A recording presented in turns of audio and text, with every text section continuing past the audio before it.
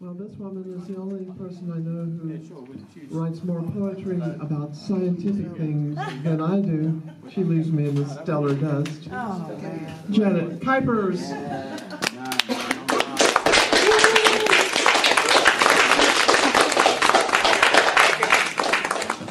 I feel bad that Tom won't talk to people who use guns because he won't be able to talk to my husband, John, anymore. No, that's it. No more, John. I'm sorry, you're No more. done talking to you. I'm sorry.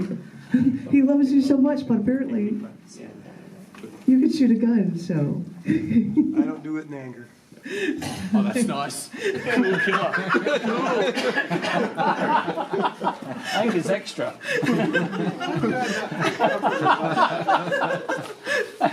He does it very carefully and methodically, Tom.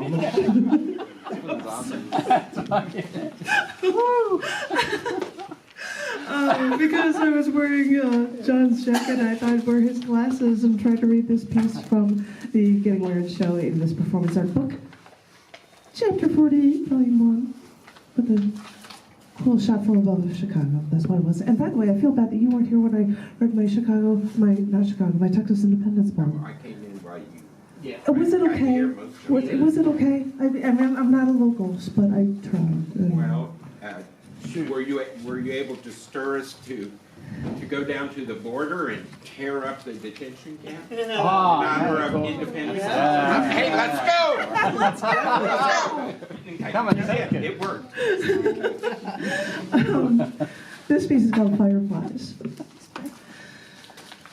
So we were at an empty bar, like we normally do on a weeknight when we know that we have to get up for work in the morning, but we just don't care anymore. And we got drunk, and we made fun of people at the bar, especially the men, like the bartender with the sagging butt that was always standing there whenever he had to make a drink.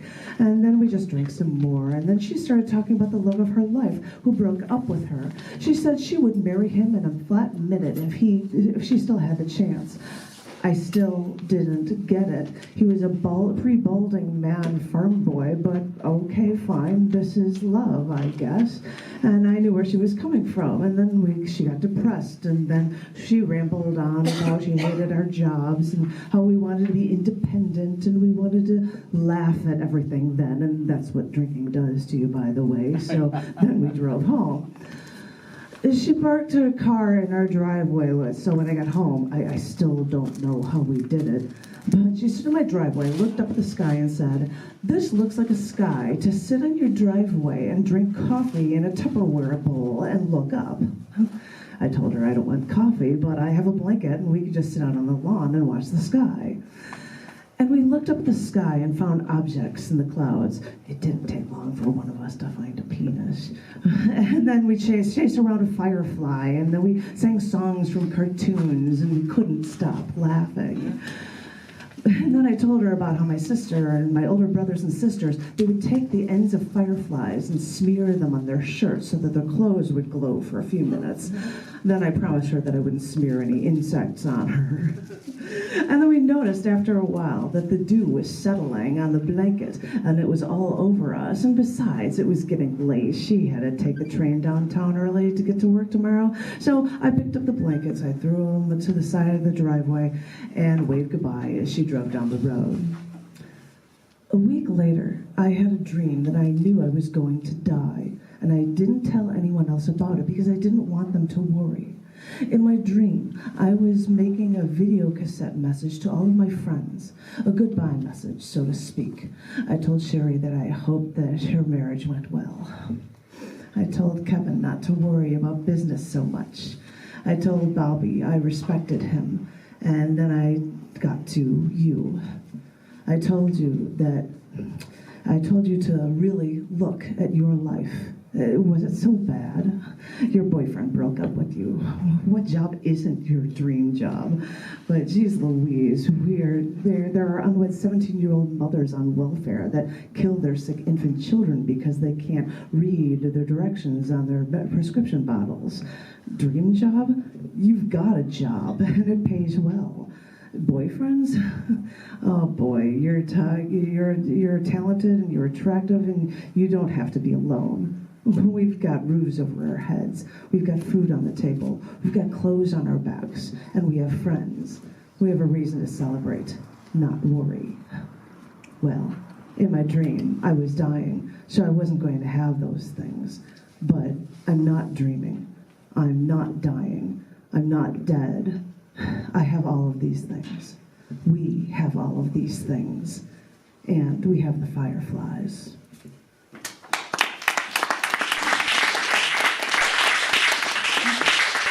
I'm going to bring Jen's glasses. Let's see how that goes. And I didn't want to read on my laptop, so I thought I'd just read things off of my phone. I decided that I would write a poem a day, so yeah, the new ones aren't so great, but I'm going to share 2 of them with you, and I hope you like them. This first one was on an anniversary, and I just won't say anything about it until I'm done reading it. It's called Didn't Think Anything of It. Today is the day they found you. My friend said he heard you in the other room making lots of noises at 4 a.m. He didn't think anything of it, but now he worries and he wonders if he could have saved you. We all wonder that now. What could we have done? Could we have made a difference? Could you still be alive today? I know that life for you is not going the way you wanted it to go. You couldn't have the girl that you loved. After being fired, you were left unemployed. You were a Red Wings man in Blackhawks territory. But what were we supposed to do when we didn't know our transplant needed us? You never showed weakness. You never reached out your hand. You never showed us that you were internally falling apart. And none of us knew how to decipher the code of your illness to step in and stop your destruction. Because we would have, if only we knew how.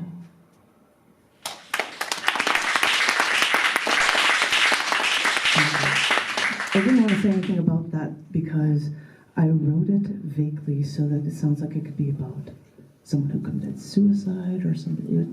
I wrote that on the anniversary of a man that I had dated who had died, and he had a heart attack. He was 29 years old.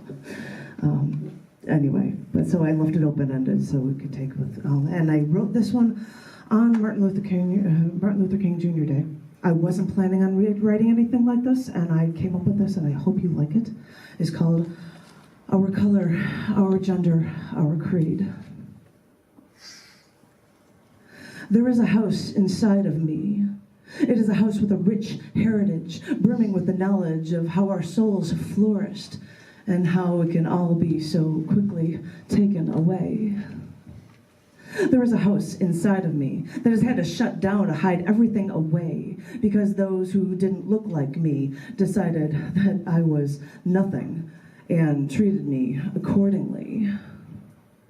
There is a house inside of me. Its pulse has an infectious rhythm that we've had to stifle to hide from your generic white bread world. We only let it out when we're alone to save us from your madness.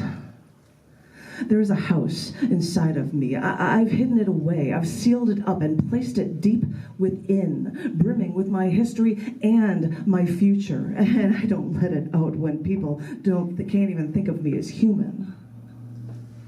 There is a house inside of me. I've put boards over the windows to save myself from your storm. With your wrath, I've learned not to fight back, only because my captor won't listen. There is a house inside of me, and this house will stand strong even after you have raped me, beaten me, tortured me, tried to kill me, treated me as nothing. But you were so wrong. There is a house inside of me, and what you don't realize is that this house will outlast yours. Trust me, if your house was built on distrust and such blatant disrespect, your house is bound to collapse. Because after all these years, and after my wanting to fight, I've learned that passive resistance is only a part of my story. Because in these struggles, I've gained a wisdom and a connection that is beyond this house inside of me, beyond this sharing, this inquisitive mentality. So I want you to remember This house is a symbol for all like me and for those not like me too. Because I have a dream that everyone who has suffered like this, and even those who have not, should share their stories with all of the world, no matter our color, our gender, our creed. This is my dream, because this is how we truly grow. Yeah. Because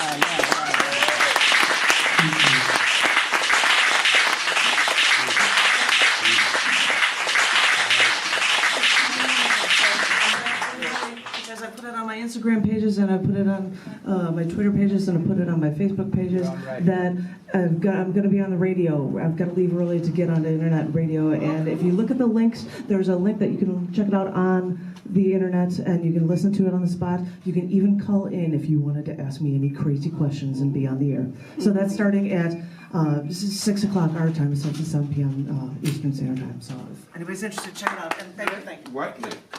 It's If I just go on the internet, how am I going to? Ah, very good. Very good. Thanks, Ben. Just gotta know my name.